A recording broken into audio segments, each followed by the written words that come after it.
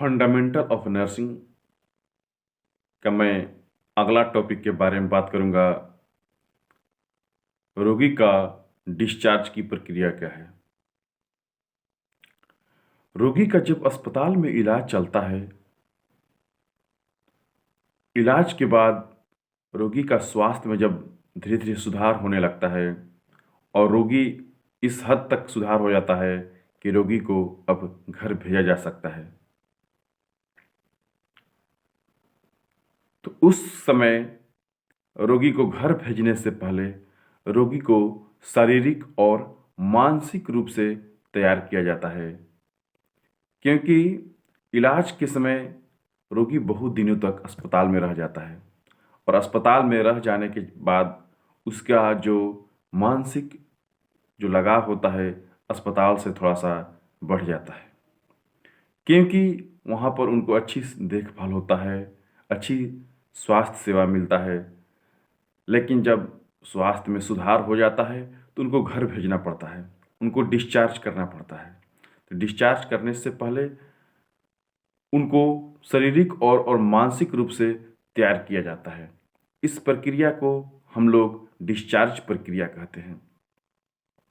Discharge प्रक्रिया में इस चीज़ का विशेष ध्यान रखा जाता है और उसका मेन उद्देश्य होता है कि रोगी जब अस्पताल से छुट्टी लेकर घर जाए तो वहाँ पर भी उनको एक अच्छी माहौल मिले, घर वालों को बतलाया जाता है, उनको वहाँ पर अच्छी से देखभाल करे, उनको अच्छी सेवा प्रदान करे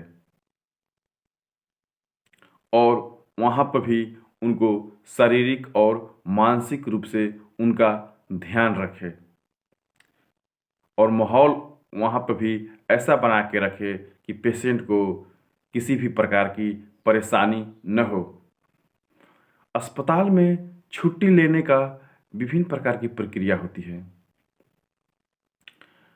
क्योंकि पेशेंट को एक होता है नियोजित छुट्टी। नियोजित छुट्टी का मतलब कि पेशेंट जब सही तरह से ठीक हो जाता है, अस्पताल कंफर्म कर देता है कि नहीं अब पेशेंट सही तौर पर ठीक हो गया है, तो चिकित्सकों के लिखित रिपोर्ट के और लिखित परामर्श के बाद पेशेंट को घर भेजा जाता है, जिसको हम लोग नियोजित बोलते हैं। उसमें पूरी प्रक्रिया को निभाया जाता है।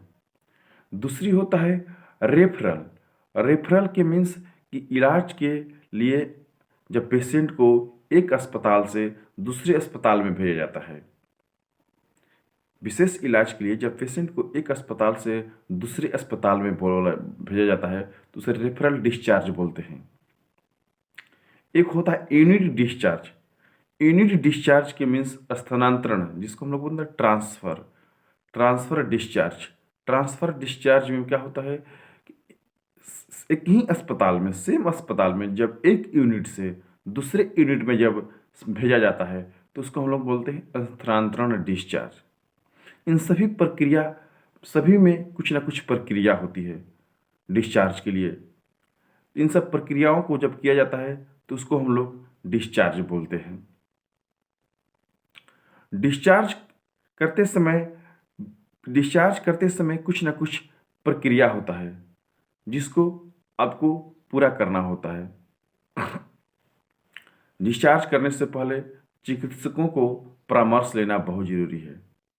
चिकित्सकों के द्वारा एक लिखित परामर्श के बाद, एक लिखित रिपोर्ट के बाद ही डिस्चार्ज करना चाहिए और डिस्चार्ज करने के बाद घर वालों को पेशेंट को सभी चीज़ों के बारे में जानकारी प्रदान करनी चाहिए कि पेशेंट को घर पर जाने के बाद उनको किस टाइप का देखभाल करना है, कैसे दवा खिलाना है, कैसे उनका परहेज करना है, क्या खिलाना है, इन सब बातों को पेशेंट को बताना चाहिए। दूसरी चीज़, पेशेंट का आपने जो भी कुछ इलाज के दौरान, भर्ती के दौरान सामान उपलब्ध कराए हैं, टोटल सामान का एक रिकॉर्ड बनाकर कलेक्ट कर लेना चाहिए। यदि इलाज के दौरान पेशेंट के द्वारा आपने कोई सामान अपने पास रखा है, उन टोटल सामानों को पेशेंट को लौटा देना चाहिए। पेशेंट का जो भी बिल है इलाज के दौरान टोटल बिल को जमा करा लेना चाहिए। और पेशेंट का इलाज के लिए इलाज के दौरान जो कुछ भी रिपोर्ट हो उसको एक फाइलिंग कर देना चाहिए, ताकि पेशेंट को जब ज़रूरत हो तो पुनः उस फाइल से पेशेंट का इलाज करने में आसानी हो जाए। पेशेंट को घर छोड़ते समय उनको दवा के बारे में और कब आकर जांच कराना है, इन सब बातों को बतला देना चाहिए। डिस्चार्ज करते समय नर्स का बहुत इम्पोर्टेंट रोल होता है, क्योंकि नर्स क्या होती हैं, हमेशा पेशेंट के साथ जुड़ी रहती हैं और पेशेंट के साथ जुड़े रहने के चलते उनको पेशेंट से एक क्या होता है, घनिष्ठ लगाव हो जाता है और पेशेंट की हर गतिविधि, हर कमजोरी को समझ जाती हैं, उनकी तकलीफ़ों के बारे में जानती है। तो नर्स को उस टाइम उनके घर वालों को इसके बारे में अच्छी बातें बता देना चाहिए कि पेशेंट को किन किन समस्याओं का दिक्कत होगा, उन समस्याओं पर घर पर जाने के बाद ध्यान रखना है। कभी भी पेशेंट को कुछ भी परेशानी हो तो तुरंत अस्पताल में लेकर आना चाहिए। पेशेंट को कब घर इलाज के लिए बुलाना है, इन इन बातों को घर वालों को बतला देना चाहिए।